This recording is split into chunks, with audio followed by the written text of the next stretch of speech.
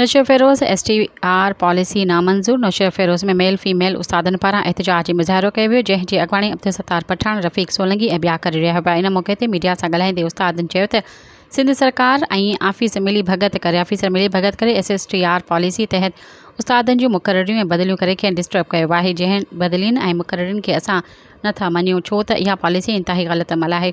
हुन चयो त असां TOs सां गॾिजी लिस्टूं तयारु करे DO जे हवाले कयूं आहिनि, जंहिं ते अमल करण बजाए DEO सरकार जे हुकुम ते बदिलियूं मुक़ररियूं कयूं आहिनि, जंहिं में उस्तादनि खे ख़ासि करे फीमेल तंग करण लाइ अहिड़नि स्कूलनि में मुक़ररु कयो वियो आहे जिते अॻु ई उस्तादनि जी घटिताई आहे।